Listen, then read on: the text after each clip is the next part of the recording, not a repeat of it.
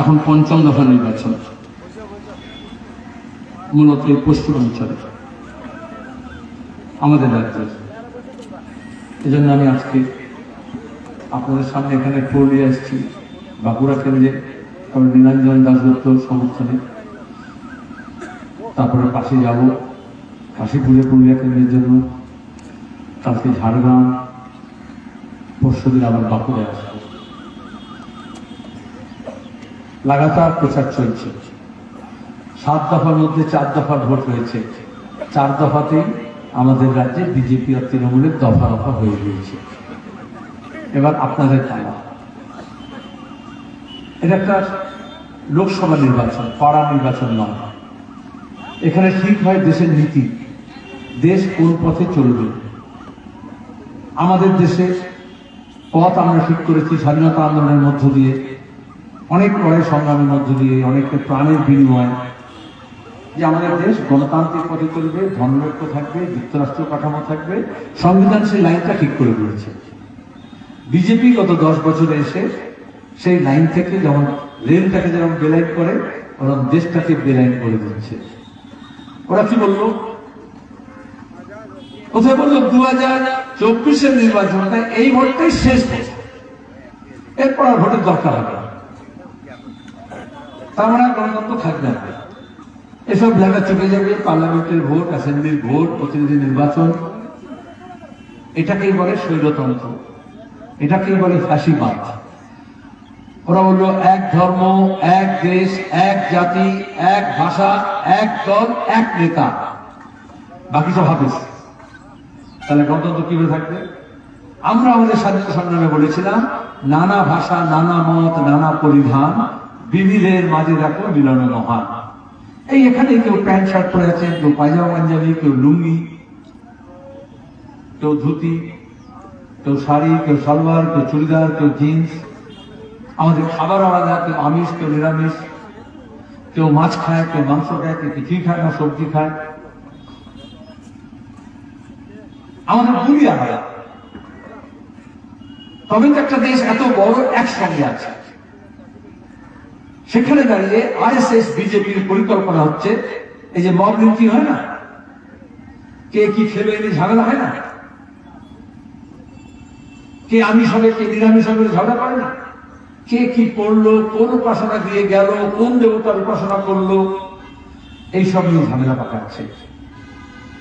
আরে রামকৃষ্ণ পরমহংসদেব বলে গেছে, যত মত তত পথ, अपने अपने धर्म का मत मचाओ शोर, अपने अपने धर्म का मत मचाओ शोर, रास्ते सब जाते हैं एक ही घर की ओर। यदि लक्ष्य एक থাকে পথ আলাদা হতে পারে।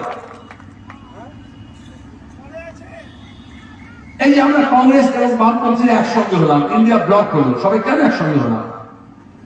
আমাদের মত তফাৎ আছে। স্বাধীনতা আন্দোলনের সময় গান্ধীবাদী আর মার্ক্সবাদীরা আমরা ঝগড়া করেছি, মারামারি করিনি, খুনোখুনি করিনি, কিন্তু পথ আলাদা। কেউ বললো অহিংস পথে হবে, কেউ বললো সহিংস পথে হবে। ভগৎ সিং, ক্ষুদিরাম ঠাকুরের একটা পথ ছিল, গান্ধীজির একটা পথ ছিল। কেউ বললো জজ, ব্যারিস্টার, উকিলরা করবে, আমরা বললাম না, কৃষক, শ্রমিক, ছাত্র, যুব, মহিলা, কর্মচারী, ক্ষেত মজুর, সবাইকে জড়ো করতে হবে। কিন্তু লক্ষ্য ছিল ইংরেজকে তাড়াতে হবে, দেশটাকে স্বাধীন করতে হবে। তাই লক্ষ্য যদি এক থাকে, আমরা একসঙ্গে স্বাধীনতা আন্দোলন করলাম, অহিংস পথে এবং সহিংস পথে এক জায়গায় এলো। কিন্তু আরএসএস এর লক্ষ্য অন্য ছিল। ওরা বললো মুসলমান শাসন থেকে আমাদেরকে মুক্ত করেছে ইংরেজ, তাই ইংরেজের গোলামি করতে হবে, স্বাধীনতা আন্দোলনে যেতে হবে না। এই জন্য ওরা ইংরেজের গোলামি করলো, স্বাধীনতা আন্দোলনে এলো না। তাহলে ওদের পথ আমাদের পথ কখনো মিলবে না। এই জন্য আমাদের এই বাংলায় কোনোদিন বিজেপি আরএসএস ঐক্য পায় না। বিপদ হলো, ওরা যখন গোটা দেশে মন্দির মসজিদ এসব নিয়ে যখন বাড়ছে, আমাদের রাজ্যে যদি পা ফেলতে পারছে না, তখন কংগ্রেসকে ভেঙে তৃণমূল কংগ্রেস তৈরি করলো। নতুন প্রজন্মের অনেক ছেলেমেয়েরা জানে না।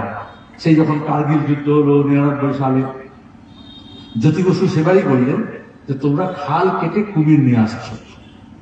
উনি বললেন না, সিপিএম কে বাংলা ছাড়া করার জন্য আমি আরএসএস কে নিয়ে আসবো, বিজেপি কে নিয়ে আসবো।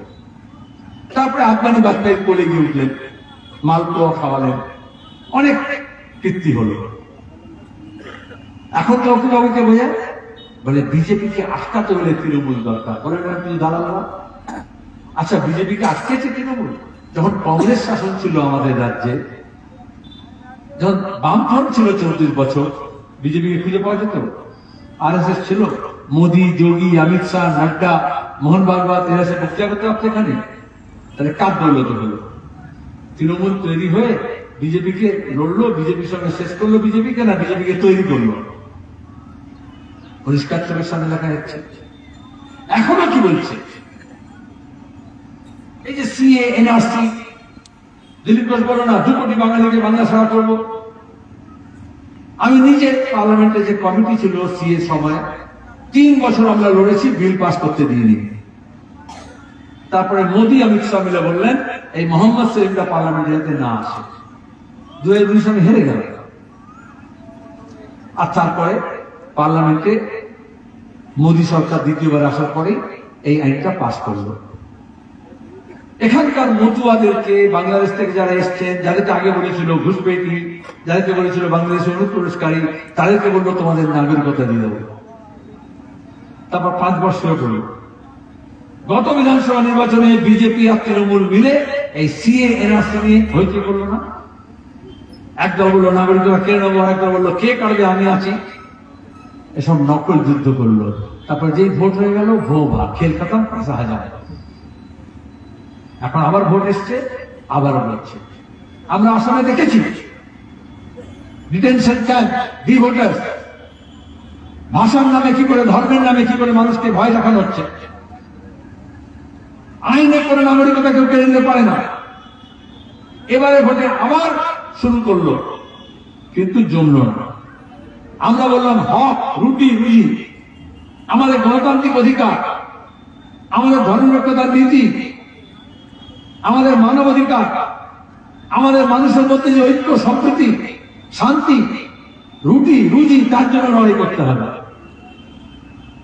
কিন্তু ওরা দেশের যে দুর্দশা বাড়ালো, প্রতিদিন মূল্য বৃদ্ধি, জিনিসপত্রের কত দাম বেড়েছে। 2011 সালে যখন বামফ্রন্ট সরকার গেল, তখন কেরোসিন তেল কত টাকা লিটারে কিনতেন, আর এখন কেরোসিন তেল কত টাকা লিটারে? মোদী সরকার আসার আগে পেট্রোল ডিজেলের দাম কত ছিল, আর এখন কত হয়েছে? এইখান থেকে আপনারা যদি পুরুলিয়া যান, বাঁকুড়া যান, কলকাতা যান, দুর্গাপুর যান, আগে কত খরচ করতেন আর এখন কত খরচ করতে হয়। ছেলে মেয়েদের পড়াশোনার জন্য আগে কত খরচ করতে হতো, 15 বছর আগে, 10 বছর আগে, আর এখন কত খরচ করতে হয়। একজন অসুস্থ হলে চিকিৎসার জন্য কত খরচ করতে হয়, পকেট থেকে খরচ করতে হচ্ছে। জিএসটি দিতে হচ্ছে, যা কিছু কিনুন, একটা কফন কিনলেও, একটা রেলের টিকিট কিনলেও আপনাকে জিএসটি দিতে হয়। আমরা মজার কথা একবার বলেছিল, হোটেলে আপনি গিয়ে খাচ্ছেন, যারা হোটেলে গিয়ে খায় একটু বড় হোটেলে, তারপরে দেখে বিল হচ্ছে জিএসটি 18%। বলে কেন দিচ্ছে এটা? বলে আপনি জানেন না, আপনাদের 4 জন খেয়েছেন, কিন্তু আপনাদের পাশে মোদী আর মমতা বসে 9% খেয়ে নিয়েছে, এই জন্য আপনাদের বিলটা বেশি হয়েছে।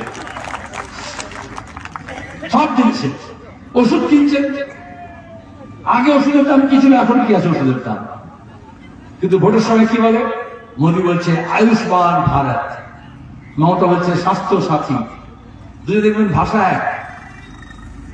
আর আপনি যখন অসুস্থ হচ্ছে, বাড়ির লোকজন, আপনাকে ওষুধ কিনতে হচ্ছে, টেস্ট করাতে হচ্ছে, হাসপাতালে নিয়ে যেতে হচ্ছে, বেড পাচ্ছেন না, প্রাইভেট হাসপাতালে নিয়ে যেতে হচ্ছে, নার্সিং হোমে নিয়ে যেতে হচ্ছে। এটাই হচ্ছে মিথ্যাচার। মা বোনের কি বলছে? দেখো আমি তোমাকে লক্ষ্মীর ভান্ডার দিচ্ছি, 500 টাকা দিচ্ছি, 1000 টাকা দিচ্ছি। যখন কান মনে নিচ্ছে, বাজারে, হাটে, দোকানে প্রতিদিন ট্যাক্স নিচ্ছে দুজনে, তখন কিন্তু বিজ্ঞাপন দিচ্ছে না।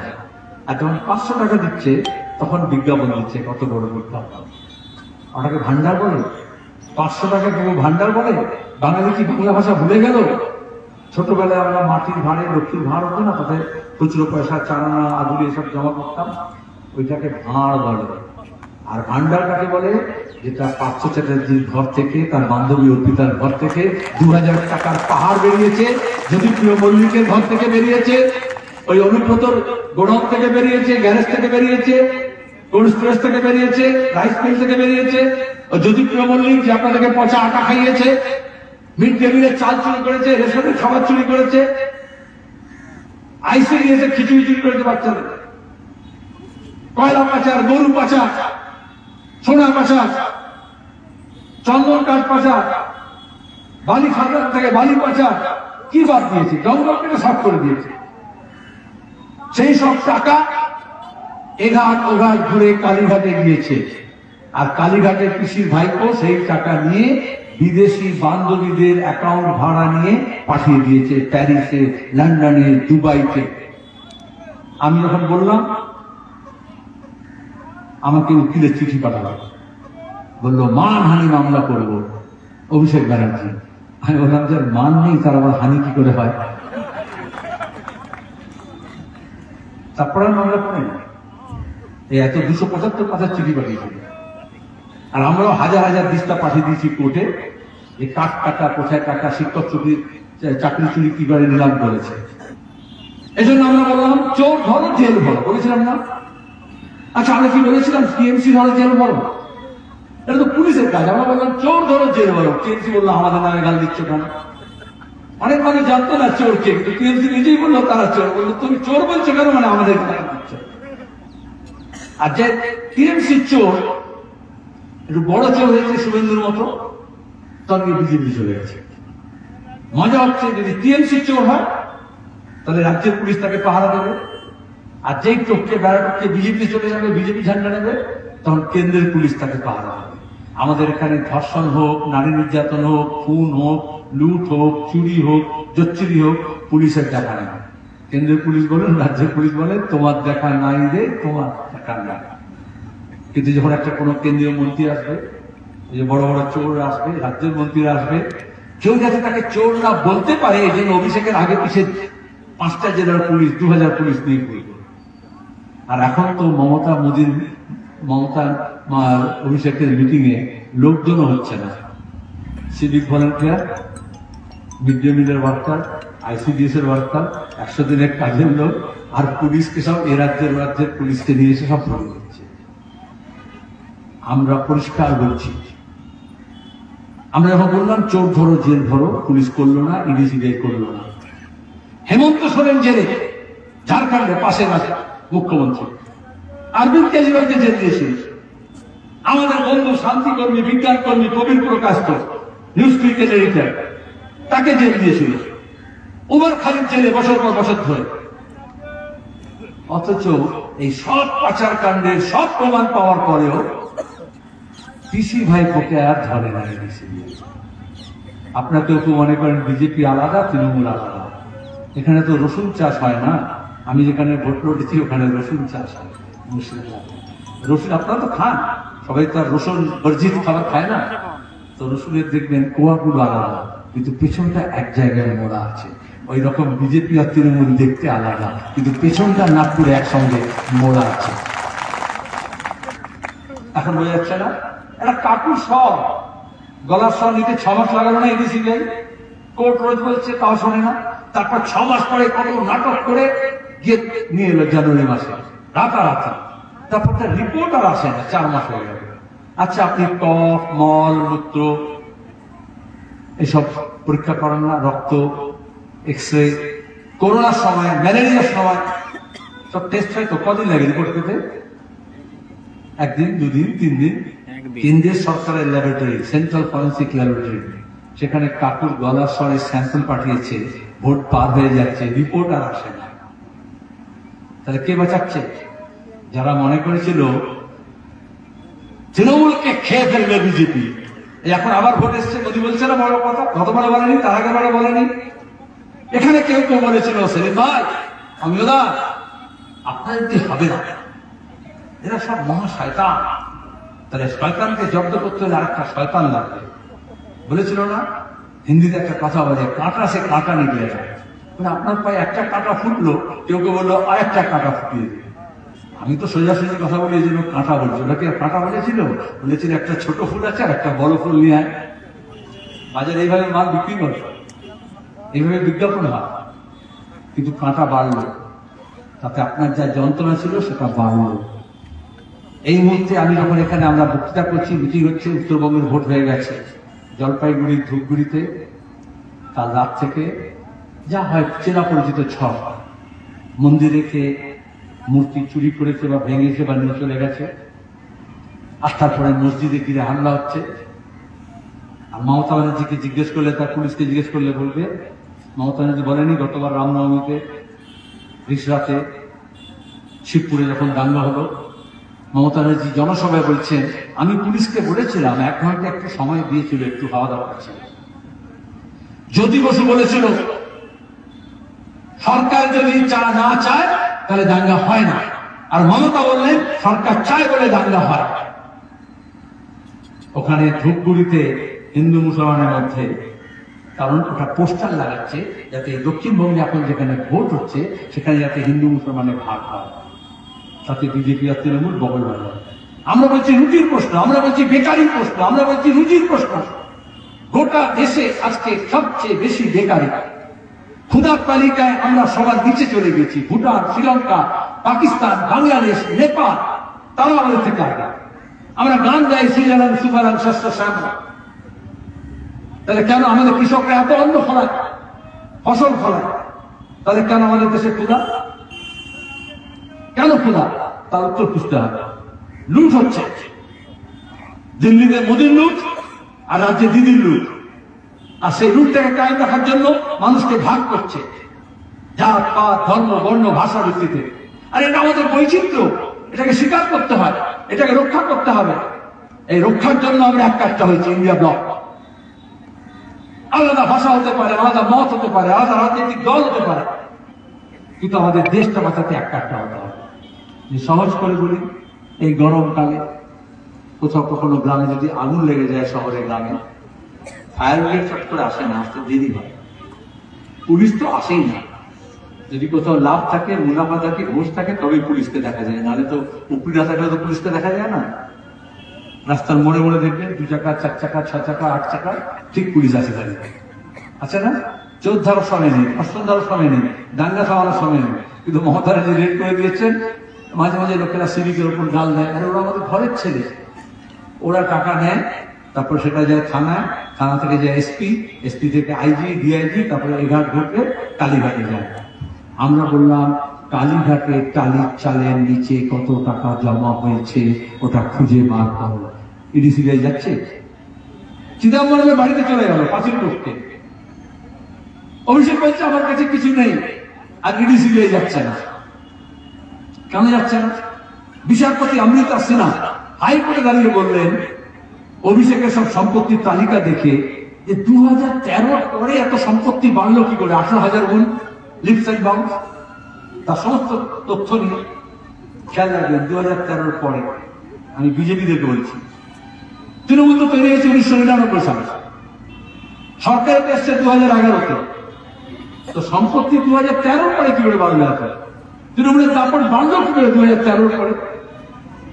এই লুটপাট, ভোট লুট, ডাউটিং লুট, পঞ্চায়েত লুট, 100 দিনের টাকা লুট, ঘরের টাকা লুট, কালভার্টের টাকা, সেচের টাকা, রিলিফের টাকা। কারণ 2013 পরে দেশে একটাই ঘটনা ঘটেছে, মোদী সরকার এসছে, দিল্লিতে এমন একটা চৌকিদার এসছে যাতে তৃণমূলের বুকের পাটা আরো বেড়ে গিয়েছে। হিন্দিতে বলে সাইয়া ভাই কোটওয়াল দর কাহে।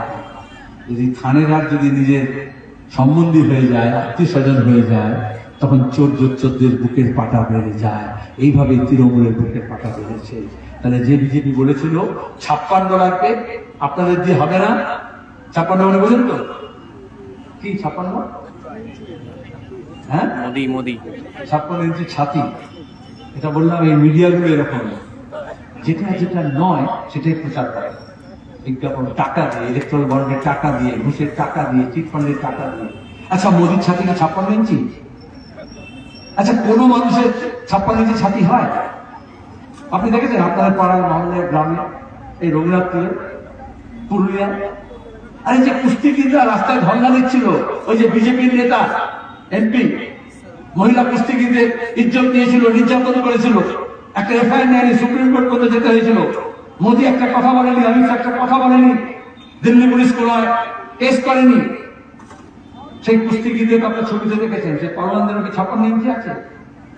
আরে 56 ইঞ্চি মানুষের ছাতি হয় না, গরুর হয়, মোষের হয়, জলস্থির হয়। গন্ডারের হয়, হাতির হয়, কোন কোন শুয়োরেরও হয়, কিন্তু কোনো মানুষের কখনো 56 ইঞ্চি ছাতি হয় না। পরিষ্কার। তাহলে খবরের কাগজ, টেলিভিশন চ্যানেল যেটা যা নয় সেটাকে লিখে, টাকা নিয়ে লিখে। যেমন সবচেয়ে বড় চোর, সবচেয়ে বড় দুর্নীতিবাজ মমতা ব্যানার্জি, তাই তো? কিন্তু কি লিখলো সাইনবোর্ডে? সততার প্রতীক। যা লিখছে তার উল্টোটা হচ্ছে, এটা বুঝতে হবে। এই যে এখন এত সন্দেশকালী নিয়ে চিৎকার করছে, রোজ বলছে, তাই না? বড় সময়। আচ্ছা, যখন নিরাপত্তা সরকার আমাদের এমএলএ ছিল সন্দেশখালী, সে যখন বিধানসভায় বলেছিল, স্পিকার তখন মাইক বন্ধ করে দিল। কে বসেছিল চেয়ারে? আজকে বিজেপির নেত্রী সোনালী গুহ, তখন মমতা ব্যানার্জির ছায়া সঙ্গিনী ছিল ডেপুটি স্পিকার, মাইক বন্ধ করে দিল। কোন কাগজ, কোন টেলিভিশন চ্যানেল 10 বছর ধরে সন্দেশখালীতে মায়েদের উপর নির্যাতন হয়েছে, ধর্ষণ হয়েছে, জমি দখল হয়েছে, চাষের জমিতে নোনা জল ঢুকিয়ে দিয়েছে, কেউ রিপোর্ট লিখেছে? একটা কাগজ পড়েছেন? একটা খবরে পড়েছেন? আর এখন সব নকল ভিডিও চালাচালি হচ্ছে, ফেক নিউজ এইভাবেই হয়। হোয়াটসঅ্যাপ ইউনিভার্সিটিতে এইভাবে ব্যবহার করে। এই বিজেপি আসবার আগে আপনাদের হোয়াটসঅ্যাপে লিখতো না, অমুক নেতার এত টাকা আছে, বিদেশি ব্যাংকে এত টাকা আছে, কালো টাকা আছে। এখন আসার হোয়াটসঅ্যাপ, তাহলে কাটার কালোটা গেল কোথায়? নরেন্দ্র মোদী তার ভিত্তিতে বলেছিল, মোদীজি আয়েঙ্গে, अच्छे दिन लाएंगे, বিদেশ থেকে কালা ধন সব নিয়ে আসবে, আর কিছু নেই তো আপনাকে 14 লক্ষ 15 লক্ষ টাকা দিয়ে দেবে। দিয়েছে? এখন বলছে মোদী গ্যারান্টি। আরে তোমার তো গ্যারান্টি ছিল বছরে 2 কোটি বেকারকে কাজ দেবে, তাহলে 10 বছরে 10 দুগুণে 20 কোটি বেকারকে কাজ দিয়েছো। এখন বেকারি নিয়ে কোনো কথা বলছে না। তোমার কথা ছিল 14 লক্ষ 15 লক্ষ টাকা করে দেবে প্রত্যেকের খাতা, দিয়েছে? এখনো কোনো ভক্ত আছে সকালে উঠে মন্দিরে ঘন্টা ধ্বনি বাজলে, ফজরের আজান হলে মন্দিরে বা মসজিদে না গিয়ে ওই যে ব্যাংকের খাতা আছে সেই অ্যাকাউন্টটা খুলে দেখে, মোদী যখন বলেছে 14 লক্ষ টাকা আসবে, 10-15 হাজার টাকা তো এসছে, কিচ্ছু আসেনি, সব ভগবান। তাহলে এই ভোটের সময় যে বড় বড় কথা বলছে, এ বলছে আমি দিচ্ছি, ও বলছে আমি দিচ্ছি, কেউ কাউকে দেয় না। আপনার হক লুট করে, আপনার টাকা লুট করে, যে দিল তাই বিক্রি হয়ে যাবে দিতে দিতে ভোটে ভোটে। তাহলে এত হেলিকপ্টার নিয়ে, এত এয়ার কন্ডিশন গাড়ি নিয়ে, এত লট বহর নিয়ে, এত এয়ার কন্ডিশন ফ্যামিলি নিয়ে, এত চেকনাই, এত রোকনাই থাকতো না, মানুষ খেতে পারত। আর তাকে বলছে আমি তোমাকে দিচ্ছি, অপমান করছে। কেউ কাউকে খাওয়ায় না। কৃষক যখন ফসল ফলায়, নিজের কোমর বাঁকিয়ে বাড়িতে কাজ করে, ক্ষেত মজুর, দিন মজুর। রাজমিস্ত্রি যখন ইটের পর ইট থেকে পাঁচিল তোলে, যখন মাটি খোঁড়ে, খাদান থেকে যখন কয়লা বার করে, লোহা বার করে, তারপরে তার মজুরি পায়। হাতুড়ি ধরে যখন মেরামতি করে তখন মজুরি আসে। কাস্তে ধরে যখন ফসল কাটে, গোলায় নিয়ে আসে, তখন রোজগার হয়। जब तक हमारे हाथ में छाले नहीं पड़ते, छाले माने फुसका, जब तक हमारे हाथ में छाले नहीं पड़ते, हमारे बच्चों के मुंह में निवाले नहीं पड़ते। खोराक जोगाड़ হয় না যতক্ষণ না মেহনতি মানুষের হাতে ফুসকা না পড়ে। আর ওরা ভোটের সময় বলছে আমি তোমাকে এই দিচ্ছি, আমি তোমাকে ওই দিচ্ছি, আপনাদের কাছ থেকে টাকা নিচ্ছে, লুট করছে। সেই লুটটা বন্ধ করতে হবে। কি বলে? না না, সিপিএম কে ভোট দিলে তো লক্ষ্মীর ভান্ডার বন্ধ হয়ে যাবে। আচ্ছা, কি করে বন্ধ হবে? এটা যদি সরকারি স্কিম হয়, 100 দিনের কাজ। সিপিআইএম বাম ফ্রন্টে যখন অনেক বেশি এমপি ছিল, কংগ্রেসের দিল্লিতে সরকার হয়েছিল ইউপি-1, আমরা সমর্থন করেছিলাম, তারপরে আইন হয়েছিল। মোদী সরকার এসে 100 দিনের কাজটাকে টাকা কমিয়ে দিল, বন্ধ করতে পারলো না। ওরা বিরোধী এটা, কিন্তু একবার হয়ে গেলে তার বন্ধ করতে পারবে না। বিজেপি তৃণমূল কি বলল? সেই টাকা চুরি করে ফাঁক করে দেবে। যার জব কার্ড হওয়ার কথা তার জব কার্ড নেই, যার জব কার্ড আছে তার কাজ নেই, যার কাজ হয়েছে তার টাকা নেই, অন্যের কাছে টাকা চলে গেছে। আমি ধূপগুড়ির কথা বললাম, তো মালদার কথা বলি। আজকের খবর, আজকে সকালে ধরেছে তৃণমূল এর পঞ্চায়েতের মেম্বারদেরকে। আপনারা জানেন গত পরশুদিন ব্যাপক বৃষ্টি হয়েছে, তার আগের দিন 12 জন মানুষ মারা গেছে শুধু মালদায়, বজ্রাঘাতে। খেতে গেছে, কাজ করতে, মাঠে গেছে, গাছপালা দাঁড়িয়েছে। মুর্শিদাবাদে 2 জন মারা গেছে। তৃণমূল কি করবে? এত বৃষ্টি হচ্ছে, পঞ্চায়েত তাদের ত্রিপল দিল না। আর আজকে সকালে হাটে দেখছে পঞ্চায়েতে সরকারের স্ট্যাম্প মারা ত্রিপল 2500 ত্রিপল উদ্ধার করেছে, আমাদের মেম্বাররা গিয়ে ধরিয়ে দিয়েছে। পঞ্চায়েতের প্রধান ত্রিপল বিক্রি করছে হাটে দাঁড়িয়ে। রিলিফের মা, তাদেরকে এখন ধরা আছে, পুলিশ ধরেনি। এই জন্য আমরা বলেছিলাম যে চোর ধরো জেল বড় বললেই ধরবে না, এডিসি দিয়ে ধরে না। তাহলে গ্রাম জাগাও, চোর তারা। গ্রাম জেগেছে, চোরের বুকে ধুকপুকুনি আরম্ভ হয়েছে। এখন গ্রামের পাশে শহরও জেগেছে। अमित शाह ममता के लिए 14 तलाয় जिज्ञेस করলেন, इतना खिलाया इतना पिलाया, फिर इतना लाल झंडा कहां से आ गया? তার মানে বিজেপি মমতাকে দুর্গা সাজিয়ে তাকে বিরোধী শূন্য করতে বলেছিল। কারণ আরএসএস বলেছে কংগ্রেস মুক্ত ভারত, আর মমতা বলল সিপিএম মুক্ত বাংলা। তাহলে দুটো লোক একসঙ্গে মিলে গেল। ওই যে রসুনের পেছনটা বললাম, তাহলে অনেক টাকা এলো, অনেক পয়সা এলো, অনেক লুটপাট হলো। ওরা মনে করলো লাল ঝান্ডা শেষ করলো। আজকে যে শুভেন্দু চিৎকার করছে AK-47 নিয়ে, কিষানজিকে নিয়ে, মাওবাদীদের নিয়ে, তৃণমূলের ঝান্ডার নিচে কি বলেছিল? মেদিনীপুরে লাল ঝান্ডা কেন? লাল কাপড়ের ন্যাকড়াও দেখা যাবে না। আর আজকে ওর খাস তালুকে সায়ন ব্যানার্জি লোকে আমাদের তরুণ প্রার্থী ছুটছে, আর ওদের বিচারপতি অভিজিৎ গাঙ্গুলিকে ওরা ভোটে দাঁড় করেছিল। তিনি বলছেন আমাকে নিয়ে দাঁড় তো করিয়েছে, কিন্তু বিজেপিকে দেখতে পাচ্ছি না, সবই তো দেখছি লাল ঝান্ডার মিছিল, চারিদিকে সবই বামফ্রন্টের মিছিল চলছে। নতুন প্রজন্মের ছেলেমেয়েরা এগিয়ে এসছে, কারণ তাদেরকে বিজেপি তৃণমূল ধোঁকা দিয়েছে, তাদের চাকরি নিলাম করে দিয়েছে, বেআইনি ভাবে পরীক্ষার সব খাতা নষ্ট করেছে। মাদ্রাসা সার্ভিস কমিশনেও করেছে, স্কুল সার্ভিস কমিশনেও করেছে। মাদ্রাসাও বন্ধ হচ্ছে, স্কুলও বন্ধ হচ্ছে। তাহলে আপনি যদি সুষ্ঠু নিয়োগের জন্য, শিক্ষা বাঁচানোর জন্য, ছেলে মেয়েদের কাজের জন্য যদি লড়াই করেন, তাহলে মাদ্রাসার ছাত্র, স্কুলের ছাত্র, শিক্ষক সবাইকে একসঙ্গে লড়তে হবে। মাঝখানে বিজেপিতে চলে গিয়ে তৃণমূল থেকে বিজেপিতে গিয়ে শুভেন্দু কি বললো? বললো মাদ্রাসা আলাদা, স্কুল আলাদা, হিন্দু আলাদা, মুসলমান আলাদা। তাহলে একসঙ্গে লড়াই হবে না, একে অপরের বিরুদ্ধে লড়াই করতে হবে। তাহলে হিন্দু মুসলমান যদি ভাগ হয়ে যায়, তপশিলি জাতি, আদিবাসী, রাজবংশী, কর্মী,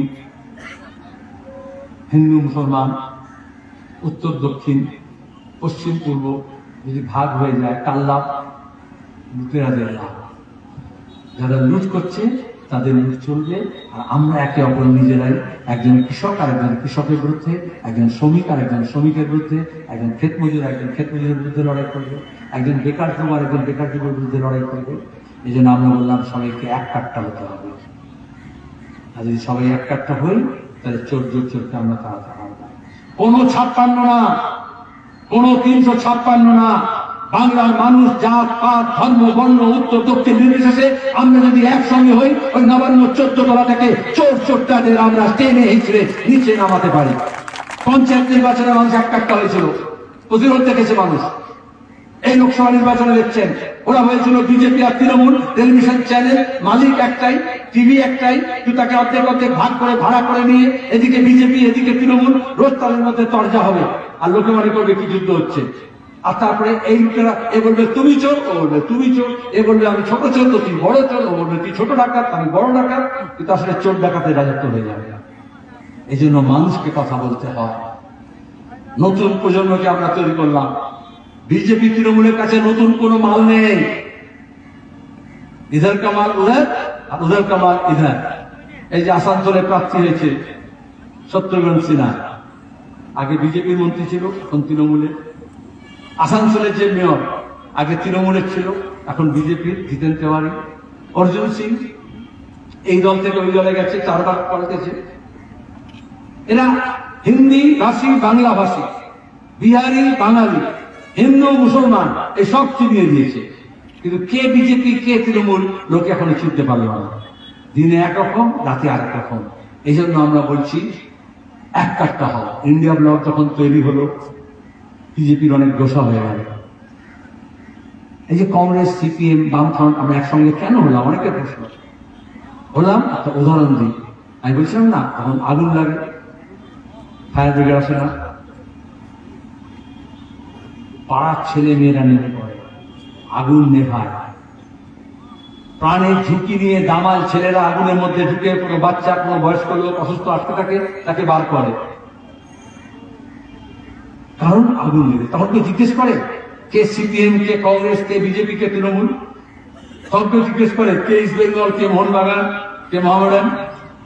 তাহলে আজকে দেশে আগুন লেগেছে, আর দেশে যখন আগুন লেগেছে সেই আগুন নেভানোর জন্য বামফ্রন্ট, Congress, India bloc, Samajwadi Party, Aam Aadmi Party, DMK সব একটা হয়েছে। আমরা বললাম সবাইকে আসো, তৃণমূলে এলো। আমাদের ওপরে কেউ প্রশ্ন করলো তৃণমূল আবার কোথেকে জিতলো? সীতারাম আর মমতা ব্যানার্জি কেন একসঙ্গে? আমি কি বলেছিলাম, হাওড়া স্টেশন থেকে যখন ট্রেন দিল্লির জন্য ছাড়ে অনেকেই ওঠে, সবাই কি দিল্লি যায়? সবার কি দিল্লির পর্যন্ত টিকিট থাকে? মমতা ব্যানার্জি বর্ধমান, আসানসোল, ধানবাদ আসার আগে বলে ড্রাইভার লোক ট্রেনে নেমে পড়েছে, বলেনি ইন্ডিয়া ব্লক থেকে নেমে গেল না? বললো যা ক্ষমতা বেশি হবে তার দিকে যাবো। তখন বিজেপি বলছে 400 পার। মমতা দেখলে এই বাজার আছে, একটু বিজেপি থেকে ঝুঁকে পড়ি, সিএ কে সমর্থন করলো। মনে আছে যে কদিন আগে বলেছিল ক্যা ছিচি, এখন বলছে আমি সিএ পক্ষে আছি। আরে সেই তো মন খসালি, কেন লোক খসালি? আবার যেই দেখছে এখন বিজেপি আর 400 পার বলছে না, গোটা দেশে হাওয়া পাতলা হয়েছে, বিজেপি সরকার ফিরে আসছে না, জেনে নিন।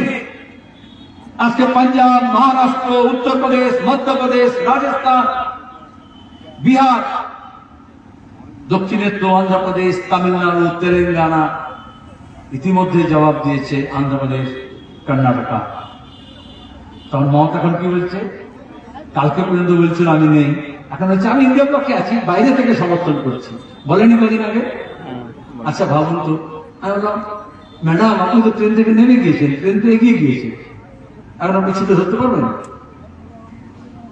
আর ট্রেনে যখন নেমে যায় তো ট্রেনের তার যে রিজার্ভেশন ছিল, টিকিট ছিল, তো ক্যান্সেল হয়ে গেছে। এবার বলতে আমি ট্রেনে উঠব। আপনি যদি ট্রেনে ওঠেন বিনা টিকিটের যাত্রী হিসেবে আপনাকে তো ধরা হবে, জেলে যেতে হবে। আপনি ছাদে উঠবেন ট্রেনে যদি না ওঠেন? ছাদে তো উঠতে হবে না, ইলেকট্রিক ট্রেন রাজধানী। আপনি ট্রেনের তলায় যাবেন, আমি চাই না আপনি ট্রেনের তলায় চাপা পড়েন, কিন্তু আপনাকে ধরা পড়তেই হবে। সুপ্রিম কোর্ট বলেছে জুলাই মাসের মাঝামাঝি পর্যন্ত একটু স্বস্তি দিলাম, কারণ ভোটের মধ্যে গোটা ক্যাবিনেট, পিসি ভাইপো, গোটা বংশ জেলের মধ্যে চলে যাবে, তাহলে একটা অচল অবস্থা তৈরি হয়ে যাবে। আর দিল্লিতে মোদী সরকার থাকে, মোদী মমতা কেউ ধরবে না, মোদীকে মমতা ধরবে না। আর দাঙ্গা হাঙ্গামা যতই করুক বিজেপি, মমতা ব্যানার্জি তার বিরুদ্ধে কোনো মামলা মোকদ্দমা করবে না। এইটা হচ্ছে ষাঁড়ঘাট, এটাকে বলে স্মৃতি। এই জন্য দিল্লি থেকে মোদী সরকার যাবে, এইটা বুঝে নিয়ে মমতা ব্যানার্জি এখন তরপানি একটু কমেছে। এখন তৃণমূলের যারা মস্তান গুন্ডা ছিল তাদের ওই ভোট লুট করে দেবো, বাক্স পাল্টে দেবো, পঞ্চায়েতে গণনার মতো গণনা করবো, ওইটা করতে পারবে না। ইলেকশন কমিশনকে আমরা বলেছি সব বুথে কেন্দ্রীয় বাহিনী থাকবে, সিভিক পুলিশ কেউ ভোটের কাজে থাকবে না, রাজ্য পুলিশ বুথের মধ্যে ঢুকতে পারবে না, বাইরে লাইন ম্যানেজ করবে। মুর্শিদাবাদে দেখেছেন ভোট হচ্ছে, আমি তো নিজে প্রার্থী ছিলাম, হ্যাঁ টিভিতে মোবাইলে দেখেছেন। আমরা বলেছিলাম ব্রিগেড প্যারেড গ্রাউন্ডে সাব ব্রিগেডের দিনে বুথ থেকে ভূত তাড়াতে হবে। যদি দেশ থেকে ভূত তাড়াতে হয়, যদি রাজ্য থেকে ভূত তাড়াতে হয়, তাহলে বুথ থেকে ভূত তাড়াতে হবে। আর পুলিশ না থাকলে তৃণমূলের গুন্ডা বদমাইশিদের কোনো বদমাইশি চলে না। কাজটা দেখেছেন কিরকম? এরকম হয় না, পাকা চাঁদের মতো, এই হাত দিয়ে দেখা এরকম হয় না? এটা দিয়ে যেমন ধান কাটা যায় কাস্তে দিয়ে, এরকম হাত দিয়ে গর্দানে দিয়ে ভূত থেকে ভূতকেও তাড়ানো যায়, সেটা আপনারা দেখেছেন এবং এটা তৃণমূলও বুঝেছে। চাঁদ কাপার ভোট হয়েছে, কোথাও কোনো তরপানি হতে দেওয়া হয়নি। পঞ্চম দফাতে লোকে আর বলছে না যে ভোট দিতে পারবো কিনা, ভোটের কি হবে। নিজের ভোট নিজে দেবেন, শান্তিপূর্ণভাবে দেবেন, শান্তির জন্য দেবেন, নির্ভয়ে দেবেন। কোনো গুজব নয়, কোনো লোভ নয়, কোনো প্রলোভন নয়, কোনো বদমাইশি নয়, কোনো দাঙ্গা হাঙ্গামা নয়। সকাল সকাল ভোট দেবেন। মুর্শিদাবাদে, মালদায় আমরা দেখেছি, নদিয়ায় দেখেছি, বর্ধমানে দেখেছি। ভোট শুরু হওয়ার আগে থেকে গরম কাঁপতো, ঠান্ডা ঠান্ডা থাকে, সব লাইন পড়ে গেছে। যদি সকাল সকাল ভোট হয়ে যায়, যারা ভোটে বোমা টোমা বাজি করে, গুন্ডামি করে, তারা তো রাত্রে অনেক কিছু খেয়ে দিয়ে পিয়ে খানা পিনা করে শোয়তো, সকালে ঘুম একটু দেরিতে ওঠে। যতক্ষণে ঘুম উঠবে ততক্ষণে আপনার ইভিএম মেশিনে সিপিএম ভোট দিয়ে দেবেন। সোজা কথা, যখন ওরা উঠবে তখন আর করার কিছু থাকবে না। হবে লড়াই? জিজ্ঞেস করছি, হবে লড়াই? পেছনে যারা আছে, হবে লড়াই? একসাথে হবে। আমি নিরঞ্জনকে ভোট দেবেন, কাস্তে হাতুড়ি তারায় দেবেন, এত নম্বর বোতাম টিপে দেবেন, এসব কিচ্ছু বলিনি।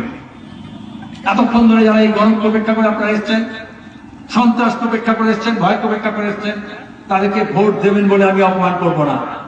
ভোট করাতে হবে। আমার কথা শোনার জায়গায় যাবে না। আগামী 3 দিন আপনারা, একজন মানুষ যদি নিজে অপরকে বলে, নিজের আত্মীয় স্বজন, বউ বাচ্চা, ছেলে মেয়েকে বলে, প্রতিবেশীকে বলে, বেয়াল বেয়াইকে বলে, বাজারে ক্রেতা বিক্রেতা যদি আলোচনা করে, টোটোতে, অটোতে, চায়ের দোকানে, রাস্তায় ঘাটে লাল ঝান্ডার কথা বলবেন, কাস্তে হাতুড়ির কথা বলবেন, নীলাঞ্জনের কথা বলবেন, যত কিছু দুর্নীতি হচ্ছে তার কথা বলবেন, সাম্প্রদায়িকতার কথা বলবেন, ঐক্যের কথা বলবেন, ছেলে মেয়েদের ভবিষ্যতের কথা বলবেন। আর সেটা ওরা ভয় পায়।